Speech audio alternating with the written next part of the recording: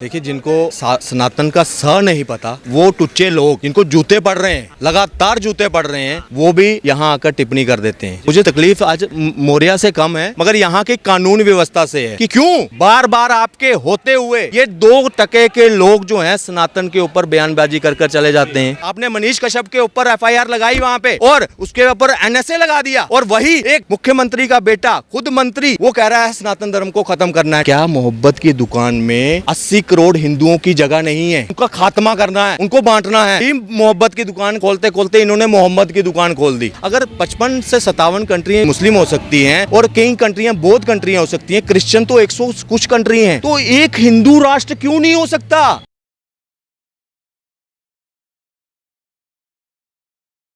नमस्कार, स्वागत है आप सभी का पॉलिटिकल दर्पण में। मैं प्रवेश नौनी मौजूद हूँ इस समय दिल्ली के जंतर मंतर पर, जहाँ मेरे साथ मौजूद है पवन केसर जी, जिनसे हम बात करेंगे कि सनातन पर टिप्पणी करने वाले नेताओं को वो क्या जवाब देना चाहेंगे। आपने हाल ही में देखा होगा स्वामी प्रसाद मौर्य जी का भी एक बयान आया जिसमें वो कह रहे हैं कि सनातन जो है कोई धर्म नहीं है, केवल और केवल पाखंड है। देखिए, जिनको सनातन का स नहीं पता वो टुच्चे लोग जिनको जूते पड़ रहे हैं, लगातार जूते पड़ रहे हैं, वो भी यहाँ आकर टिप्पणी कर देते हैं। मुझे तकलीफ पता किससे है? मुझे तकलीफ आज मौर्य से कम है, मगर यहाँ की कानून व्यवस्था से है, जस्टिस चंद्रचूड़ जी से है। मैं यहाँ के प्रधानमंत्री से भी आज मुझे दिक्कत ये है कि क्यों बार बार आपके होते हुए ये 2% के लोग जो हैं सनातन के ऊपर बयानबाजी कर चले जाते हैं। कौन लोग हैं ये? सिर्फ अपना राजनीतिक स्वार्थ सिद्ध करने के लिए, जातियों पे बांटने के लिए इस तरह के बेतुके बयान देते हैं। तर्कों के हिसाब से अगर आपको तर्क करना है, शास्त्रार्थ करना है, सनातन क्या है उसके बारे में जानना है, तो हमारे 4 शंकराचार्य जी हैं इस वक्त देश में। जाओ उनके पास। अगर एक एक शब्द का आपका निवारण नहीं किया ना उन्होंने, और आप खुद सनातनी होती जय श्री राम होकर निकालते हुए अगर नहीं कहते तो नाम बदल देना मेरा। ये अधूरी नॉलेज है, पता कुछ नहीं है, अर्थ का अनर्थ निकालते हैं और यहाँ आकर टिप्पणी करना लगते हैं, और अपने लोगों को, जो अपने समाज को, उनको भी बरगलाने का काम करते हैं।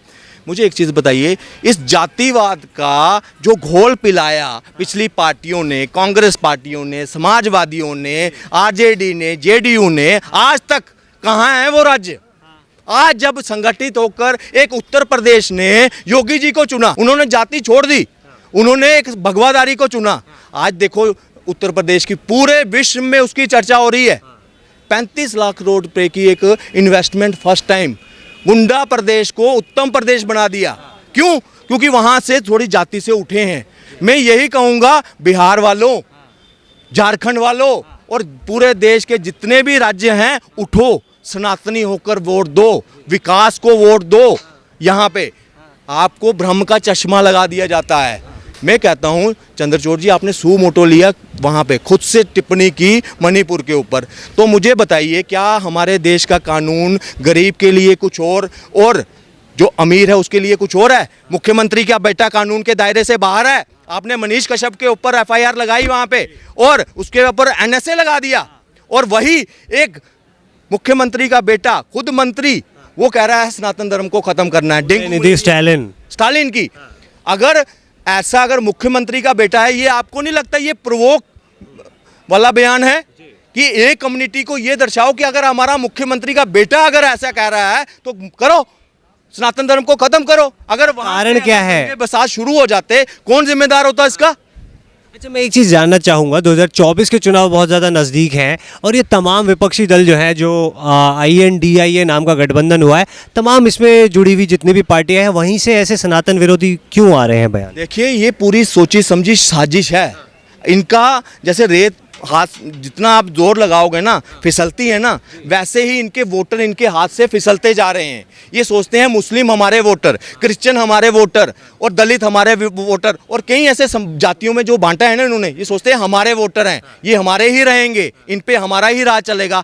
क्या मोहब्बत की दुकान में 80 करोड़ हिंदुओं की जगह नहीं है? उनके लिए जगह नहीं है, उनका खात्मा करना है, उनको बांटना है। ये देखिए ना, इसी अलायंस का हिस्सा है। यही मोहब्बत की दुकान खोलते खोलते इन्होंने मोहम्मद की दुकान खोल दी।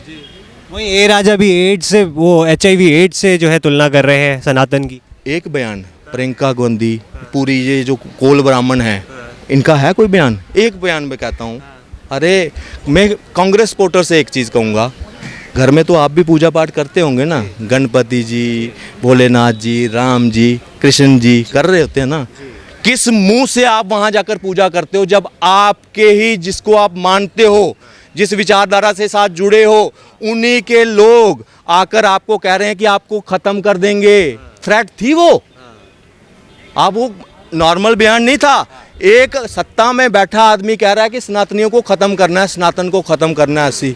तो मुझे एक चीज़ बताइए, ये प्रवोक वीडियो है और ये चुप हैं। ये सनातन, उदयनिधि स्टालिन ने क्या कहा वो उसके लिए पॉसिबल ही नहीं है। कश्मीर फाइल आई तो आपकी आंखें खुली हैं, उनका दर्द आपने पहचाना है, मगर अभी 2 या 3% सिर्फ अभी स्टोरी आपको पता लगी है। ऐसे लाखों परिवार थे वहाँ पे, ऐसे लाखों लोग थे जिन्होंने वहाँ असहनीय यातनाएं सही अपने लोग को खो दिया। वहीं पर जो है स्वामी प्रसाद मौर्य जी एक स्टेटमेंट और देते हैं जिसमें वो कहते हैं कि भारत ना तो कभी हिंदू राष्ट्र था, ना है और ना कभी बन पाएगा। कैसे देख रहे हैं इसको? सर, इनके कहने से कुछ नहीं होता। हाथी चलता है ना, हाथी ने जो करना होता है वो करता है। भौंकते रहते हैं, कुछ करते हैं, हाथी को कोई फर्क पड़ता है? यहाँ अगर सनातन की बात आती है सर, यहाँ एक मैं अपना राइट समझता हूँ इस चीज़ के लिए। आप चैनल को ज़रूर चलाइए। कई लोग मुझे कहेंगे कि ये कट्टरवादी है, फलाना है। मैं आपसे एक प्रश्न पूछता हूँ, अगर हमारे पूरे वर्ल्ड में 55 से 57 कंट्रियाँ मुस्लिम हो सकती हैं सर, एक जनरल बात है, आपकी हक की बात है, ये मेरे हक की बात है। अगर 55 से 57 कंट्रियाँ मुस्लिम हो सकती हैं और कई कंट्रियाँ बौद्ध कंट्रियाँ हो सकती हैं, क्रिश्चियन तो 100 कुछ कंट्री हैं, तो एक हिंदू राष्ट्र क्यों नहीं हो सकता? अगर मैं आपको स्पष्ट कहता हूँ, ये डिमांड हमारी होनी चाहिए। अगर ये प्रबल होती है, मेरी बात सुनकर अगर कोई कहता है, वहीं पर स्वामी प्रसाद मौर्य जी कहते हैं कि जो हिंदू राष्ट्र की जो मांग कर रहे हैं वो भी देशद्रोही है, तो क्या आप अपने आप को देशद्रोही मानेंगे? जो रामचरितमानस के लिए अपशब्द कह सकता है, हमारे लिए तो पहले तो वो देश का है ही नहीं, वो देशद्रोही वही है। कि ठीक है, एक धर्म के ऊपर एक तरफ ये बाबा साहब अम्बेडकर की बात करते हैं, उनको मानने की बात करते हैं कि उन्होंने हमें न्याय दिया। उसी बाबा साहब अम्बेडकर ने सिर्फ आपको ही अधिकार दिया, हमें भी दिए हैं। हमें भी अपनी पहचान, अपनी पद्धति रखने का पूरा अधिकार है। मगर इन्होंने क्या कर दिया, ये खुद कहते हैं कि हमारे साथ ऐसा हुआ, मगर आज इनके बयान ये क्या कर रहे हैं, ये समाज में नफरत नहीं पैदा। एक उच्च वर्ग को अगर ये हमारी नज़र में सनातन में कोई उच्च नीच नहीं था, वहाँ वर्ण व्यवस्था थी, वहाँ ऊंच नीच नहीं थी। ये सिर्फ आपके मानसिक डाला गया कब, ये अंग्रेज़ों ने। आज आपके इसी संविधान में आइए मनुस्मृति का विरोध करते हैं। कब मनुस्मृति ने आपसे कभी मंदिर जाते हुए किसी से पूछा नहीं कि आप किस वर्ण से हो, किसने है? सबका अधिकार था वहाँ पे, सबका वहाँ पे रोजगार पालन पोषण चला था। अगर आज पुरी में ना खाना बनता है ना रोज़ नए, तो मतलब कुम्हारों को वहाँ पे डेली रोजगार मिल रहा है। वो बर्तन वही यूज़ होता है, एक ही बारी प्रसाद बना और फेंक दिया, हर दूसरी बारी नया बर्तन बनेगा वहाँ पे। तो क्या वो अर्थव्यवस्था का केंद्र नहीं था? कुम्हार वहाँ पे खाते नहीं थे? जो वहाँ पे और चीज़ें लकड़ियाँ लाते थे, क्या उनके लिए रोज़ का वहाँ? तो मंदिर रोजगार देते रहे सबको बिना किसी पक्षपात के। ये नैरेटिव जो आपके माइंड में गया, छुआछात ये हुआ, ये बाद में आई चीज़ें, ये थोपी गई आपके ऊपर। जब एक आपके ऊपर ही यहाँ कलेक्टर नियुक्त कर दिए, कौन? हिंदुस्तानी, कि करो टैक्स कलेक्शन करो, नहीं है तब भी करो। वो ऑर्डर फॉलो करते थे, वो विलियन बन गए, वो विलियन बन गए अपनी ही जाति, अपने लोगों के हिसाब से वो विलियन बन गए उनके अपने समाज के लिए। फिर वहाँ छुआछूत भी कई जगह शुरू हो गई, यहाँ कुछ जाति के नाम पर। पहले ऐसा कुछ नहीं था, लोग संपन्न थे।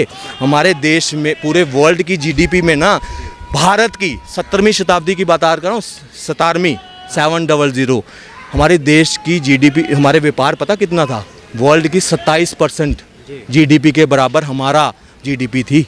सोचो उस वक्त आम आदमी, एक लेटर था मैकॉले का, कहता मैं जब घूमा था यहाँ पे, तो यहाँ लोग जो है ना पैसे गिनते नहीं थे, वो सोना तोलते थे कि भाई इतना पड़ा हुआ है। अशरफियाँ होती, सोने में बिजनेस होता, करेंसी उस वक्त ये थी। कहता अगर इतने हम ऐसे संस्कृति से आ रहे हैं, सिर्फ 1.5 सालों में ऐसा क्या हुआ कि हम जातियों में बढ़ गए? सिर्फ और सिर्फ क्या था? राजनीति, अंग्रेज़ों का क्या कि गुलाम बनाना है भारत को। आज तक हम उस मानसिकता से नहीं जुड़े हैं। 70 साल के बाद सोचा था कि आज़ादी के बाद ये मानसिकता टूटेगी, मगर उसमें भी हमारे नेताओं ने, खासकर कांग्रेस ने, उसने जातिवाद के बारे में मतलब बांटता ही रहे, अभी तक बांटने की कोशिश करी है। मोहब्बत की दुकान, नफ़रत की दुकान। आज हम कहते हैं एक बन जाओ, मुट्ठी। ये कौन है? आपने पिछले एक और बात अंत में एक चीज़ बोलूँगा, ये मुट्ठी थी ना, आपने पंच सुना है। एक कई ऐसे लिबरल्स हैं या वामपंथी कहूँगा, वो कहते हैं दलित जो है वो हिंदू है ही नहीं, मूल निवासियों का हिंदुस्तान, इस तरह का प्रोपोगंडा फैलाया जाता है। मैं कहता हूँ पंच शब्द सुना है? गांव में पंच होते थे, वो कौन थे? वो किसकी रिप्रेजेंटेशन थी पता है आपको? मैं आज आपके चैनल के माध्यम से, पंच ब्राह्मण, एक रिप्रेजेंटेटिव ब्राह्मण का होता था, क्षत्रिय, वैश्य और शूद्र। ये चौथा, पांचवा कौन होता था बताओ? ये तो नगर में बसे थे, पांचवा कौन था? पांचवा वो था, अगर ये कोई फैसला करता था इस पे भी असर पड़ता था, ये था कौन? जो जंगलों में रहते थे, इनको आदिवासी कहा था। वो अपने आप को कभी उन्होंने अलग माना ही नहीं, वो भी सनातन का हिस्सा था और पूरी योगदान देते थे। अगर कोई नगर की व्यवस्था बन रही, कोई किसी राज्य की व्यवस्था बन रही है, तो उनका भी एक रिप्रेजेंटेटिव ज़रूर होता था। आपने निषाद राज का सुना है नाम? रामायण में सुना होगा, मित्र थे उनके, थे ना? उनकी रिप्रेजेंटेशन भी नगरों में होती थी, क्योंकि वहाँ से कई ऐसी वनस्पतियाँ वो राज्यों में पहुँचाए जाते थे, उसमें उनका डेली मतलब उनका आदान प्रदान होता था और पैसा धन होता था, अर्थ चलता था उनका। मगर आज क्या किया, उसको जातियों के बाद पर एक शुद्र शब्द को गाली सा बना दिया। जो विशेषता थी, मैं कहता हूँ परियार, आज दलितों में उसमें काउंट कर रहे हैं। वो आर्किटेक्ट थे, महान आर्किटेक्ट। हम बाहर के नेता बुलाते हैं कि आओ ये वाला मंदिर देखो, साउथ का मंदिर देखो, ये मंदिर देखो। जब वो बना रहा है वो बैरियर है। पहले तो उसने कभी सोचा ही नहीं कि मैं कहीं दलित हूँ। आज लड़ाइयाँ लड़नी पड़ती हैं, कई लोग ऐसा भ्रम फैला दिया है कि रिजर्वेशन की लड़ाई लड़ रहे हैं। मुझे भी, हमें भी रिजर्वेशन दो, हमें भी पिछड़ा घोषित करो। मतलब आप सुपीरियर थे, आप मास्टर थे अपने हुनर में, मगर आज क्या लड़ाई कर रहे हैं? ये व्यवस्था किसने दी है? कांग्रेस ने। अगर सही मायने में सर, हमें कहता हूँ अगर नरेंद्र मोदी जैसी अगर नेतृत्व पहले मिला गया था, आज नरेंद्र मोदी की भी मजबूरी ये है कि वो भी जातिवाद के ऊपर टिप्पणी नहीं कर सकता। वो रिजर्वेशन ख़त्म करने की टिप्पणी, क्योंकि उसको भी सत्ता में बना रहना है। सत्ता में बना रहेगा तभी उसके अनुकूल काम कर पाएगा, व्यवस्थाएं बदल पाएगा। जो कोड है हमारे संविधान में, जो चीज़ें ऐसी चीज़ें हैं जो नहीं होनी चाहिए मगर फिर भी हैं, तो उसको दूर करने के लिए सत्ता पे बने रहना ज़रूरी है। उसका समर्थन जो है तभी हम कर रहे हैं। ऐसा नहीं है कि कोई हमें विशेष हमारे घर भर दिए मोदी जी ने, नहीं। हम सिर्फ राष्ट्रवाद के साथ हैं और देश को जो आगे ले रहा है ना। बहुत बहुत धन्यवाद। तो देखा आपने, पवन जी ने हमें पूरे विस्तार से समझाया सनातन विरोधियों को किस प्रकार का जवाब देना चाहिए, तथा सनातन के बारे में भी उन्होंने काफ़ी विस्तार से हमें समझाया। तो पॉलिटिकल दर्पण की वीडियो में अंत तक बने रहने के लिए बहुत बहुत धन्यवाद।